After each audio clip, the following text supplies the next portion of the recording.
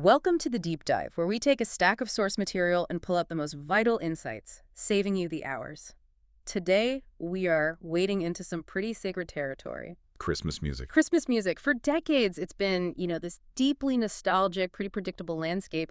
But in 2025, that all changed with what some are now calling the winter shift. It really is. It's the sound of deep-seated tradition just colliding head-on with the bleeding edge of generative AI. Absolutely. And our entire deep dive today is focused on one single piece of, cultural architecture, the 2025 AI-generated holiday album. That's what I call Christmas music 2025. It's created by this sort of shadowy but highly transparent entity called TATANKA. It runs just over 46 minutes. And it is a fascinating, sometimes pretty brutal reflection of our current cultural state. So our mission today is to analyze this album not just as music, but as a kind of cultural mirror. Exactly. The sources show that the power of this thing really rests on three very specific pillars. First, it's groundbreaking and very public AI-driven creation. Second, it's razor-sharp digital satire.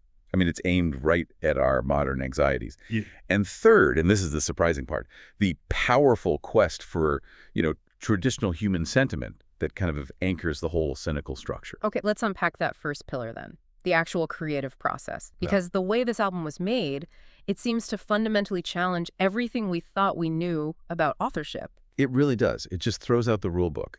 TATANKA is explicitly framing this as a piece of AI research and AI innovation first and foremost. Right. So the album lists the creators not as one person, but as a quartet.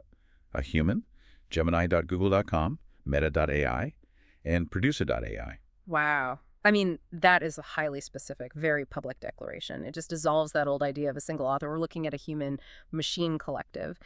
But how did these different AIs, which are good at different things, how did they actually contribute to the final polished product? Well, that's where the engineering comes in. Our sources show the human director was basically the prompt engineer, the curator, but the actual composition. That was handled by the large language models. Gemini and Meta. Gemini and Meta, yeah. They ingested these vast musical and lyrical data sets, and then they generated the initial concepts, so the lyrical frameworks. After that, Producer.ai, which is a dedicated audio model, it took over. And that model handled the vocals. All of it. The instrumentation, the vocal texture, the arrangement. It translated those abstract ideas into finished tracks. It's the very definition of algorithmic composition. So you have these world-class models doing all the heavy lifting, composing tunes that feel familiar, but also slightly off, slightly novel. But here's where the story takes a really weird twist. Yeah. The final mixing and mastering were done using Audacity 3.7.5 on a Linux, Ubuntu 25.n operating system. I mean, hold on. You use these multi-billion parameter AIs, and then you finish the whole album with Audacity. Isn't that like building a 5-star restaurant and then doing the final plating with plastic sporks? It's a stunning juxtaposition, and it is entirely deliberate. It grounds this cutting-edge process in accessible, open source tech. Right. Audacity's free. It's free. It's widely available. It's often seen as an amateur tool. So that choice sends a clear message about democratizing high-level music production. TATANKA is basically arguing that if you have access to the AI models, you don't need a multi-million-dollar studio anymore. And the Ubuntu operating system just reinforces that whole open source philosophy. Exactly. It transforms the whole process from a privileged art form into this accessible technological output, which I guess ties directly into their tagline, music meets mission. The mission is innovation, not just chart success. Absolutely. They're all about the technological exploration. Yeah. But that mission, it also extends to how they distribute the final product. Yeah. And that is the final stroke of genius in this first pillar. Right. So they produce this highly complex, potentially market-disrupting album, and then just release it via free downloads, a high-quality 320 kbps MP3. And it's licensed under Creative Commons. And that license is key. It's not just free beer. It's a structural challenge to the music industry. The attribution part means anyone can share it. But the no derivatives clause is the important bit. Yes. Yeah. While they want distribution, they require that the original AI-generated music itself remains intact. They're protecting the integrity of the AI's composition as this fixed artifact of research, while making the listening experience completely open. That decision forces you, the listener, and the whole industry to confront this really profound question. What's the monetary value of music when the source is computational, the distribution is open, and the licensing explicitly avoids making money in the traditional way? It signals that this winter shift isn't just about how music sounds. It's about who controls it and who pays for it. A profound shift from scarcity to abundance. Okay, so if the creation of the album is pillar one, the content itself is the second pillar. And this is where we go from tech breakthrough to cultural critique. Because this album is less a collection of jingles and more a masterclass in digital satire. It really is. The AI, having ingested these colossal data sets of social media trends, ad copy, and yes, every Christmas carol ever written, it acts as this brutally honest cultural critic. So it uses the cozy, familiar framework of holiday songs to just skewer everything we do that we secretly hate ourselves for.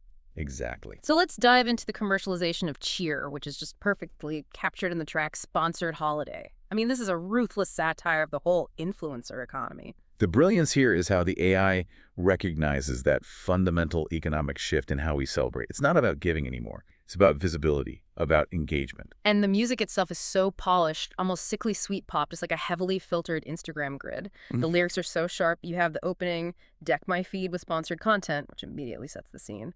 But the real punch is in the bridge. Jingle all the metrics, all the way link in bio, swipe up, buy it online. Jingle all the metrics. The focus is entirely on quantifying engagement. The metrics, the likes, the views, the clicks, they become the new source of holiday validation. The AI identified that the new Christmas spirit is a transaction. It's the metric, not the memory, that drives the cheer. And if that's a critique of performance for the masses, the AI reserved a special kind of critique for the digital elite with the track Silent Glow. This is where it takes a sacred hymn and twists it into this boastful anthem for the digitally wealthy. It completely reframes the concept of peace. Traditional carols, they talk about spiritual tranquility. This song describes the tranquility you get from financial security and digital status. So for a certain class, the greatest source of calm isn't inner peace, it's secured wealth. It secured wealth and dominance in the online ecosystem. Yeah, you hear that in the hook. All is calm, all is paid, followed immediately by I'm the queen of this wave. It's equating financial success with spiritual quietude. It is. It's the tranquility of being completely insulated from the transactional struggle that everyone else is performing back in Sponsored Holiday. The AI is chronicling a class divide, not just a digital one. Peace is something you curate and purchase. Okay, we've seen the critique of wealth, but maybe the most universally felt pain point the AI captures is just the decay of connection itself. And it dives headfirst into that with 12 Days of Ghosting. This might be the most relatable track for any modern dater. It's devastatingly effective because it takes the original song, a symbol of enduring generosity, and it transforms the gift list into a catalog of cold transactional communication failures. So instead of calling birds and gold rings, your true love is now giving you a series of emotional slights. You get 1 red flag emoji, 3 ghosted DMs, and 5 missed connections. It perfectly captures the accumulating anxiety of app-driven dating, where emotional weight is delivered in these small, measurable digital units. The irony is that all this hyper-connectivity has just created a new, depressing lexicon of detachment. The gifts are a record of your neglect. And the critique of technological isolation gets really dark, but also funny in Grandma Got Run Over by the Metaverse. Oh, yeah. This track is a searing critique of immersive digital addiction, and it's delivered with this catchy, almost surf rock riff, which is just bizarre. So Grandma isn't flattened by a reindeer, she's just achieved digital transcendence. She's not at the family gathering because she's trading crypto in her haptic suit. Right. She's prioritizing a battle royale over the family dinner. The humor is brutal. It suggests technology has become this genuine, isolating obstacle that overrides even the most basic family obligations. Grandma's focused on her KD ratio while the turkey's getting cold. The metaverse, in the AI's eyes, is an escape from reality, not an enhancement of it. And that mediation of life, it even extends to the everyday. We should briefly mention traffic and snow. Oh, right. It replaces the romantic sleigh ride with a car stuck in gridlock and has this nod to the gig economy. Drones fly above, delivering late-night love. The AI is meticulously chronicling every single point of digital friction in our lives. So we have an album that is structurally sophisticated, technologically audacious, and lyrically just deeply cynical. After all the satire, the metrics, the ghost sting, the haptic suit, you would expect a purely jaded product. But this is the third pillar, and honestly the most surprising part of this whole deep dive. This is the genius that elevates the project beyond just being a novelty. Mm.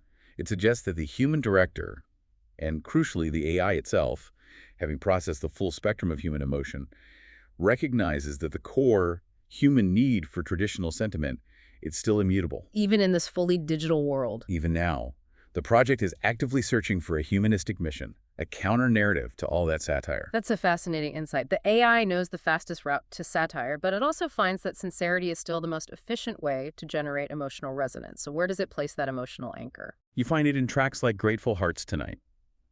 This song completely avoids the irony. It slows down the tempo, shifts to minor keys, and uses purely conventional, wholesome language about starlight and love and warmth and family and wishing for kindness. It provides a necessary grounding. It's like the album is saying, yes, this digital world is absurd, but the underlying data shows that we still fundamentally seek human connection. It validates community over commerce. And that search for intimacy is just beautifully distilled in Home for Christmas, which is this smooth, almost vintage jazzy track. The choice of jazz there, that feels very deliberate. It's a slowdown. It is. Jazz implies spontaneity, closeness, warmth. It strips away the filter of the hyper-produced pop music that we hear in the satirical tracks. It distills the whole holiday down to a two-person intimate celebration. Exactly. It's all about the joy of being present with a loved one. The key lyric kind of summarizes the power of intimacy to rise above all the noise. Every carol sounds more sweet when you're dancing close to me. The only necessary metric is proximity. Precisely. That sentiment feels genuinely profound because it stands in direct opposition to the isolation you hear in 12 Days of Ghosting. And then the album also includes Soul Felt Worth, which shifts the focus entirely inward. It's a reflective, almost acoustic piece. It's about a personal journey of self-acceptance against the backdrop of a weary world. It redefines the holy night, not as dogma, but as an awakening to your own fundamental value. Self-care via Christmas music. Sort of, yeah. Yeah. And finally, anchoring the entire project to history and shared human experience is the deliberate inclusion of Auld Lang Syne 2025. Of course. That inclusion validates the need for year-end reflection. By closing with that classic, TATANKA ensures that while the form of our celebration has been modernized through VR headsets and sponsored posts, the underlying human need for connection and memory remains foundational. It creates a complete emotional arc. So what does this all mean for us? We've seen that this album, that's what I call Christmas music, it functions on these dual tracks. It works as a critical sociological document, the biting satire of jingle all the metrics, while at the same time reaffirming these immutable human needs for peace and connection in tracks like Grateful Hearts Tonight. It is, in essence, a critical, festive roadmap to the future of music and modern culture. By using accessible tech for its finish and advanced AI for its composition and critique, this album proves that AI can be a sophisticated, reflective cultural architect, not just a content generator copying the past. It's using the tools of the future to give us a clear-eyed assessment of our lives right now, with a surprising humor and profound heart. And that leaves us with a final provocative thought for you to consider this holiday season. We've seen that an algorithm was able to perfectly capture and satirize our pursuit of engagement, status, and wealth. It understood the jingle all the metrics better than we perhaps understand ourselves. So if an AI can so clearly define the transactional absurdity of our digital holiday performance, the ghosting, the sponsored content, the haptic suit addiction, what does that imply about the authenticity of the human stories we're currently telling ourselves? What essential intimate traditions are we inadvertently sacrificing for the glow of that digital curated silent glow? Something to mull over as you deck your own feeds.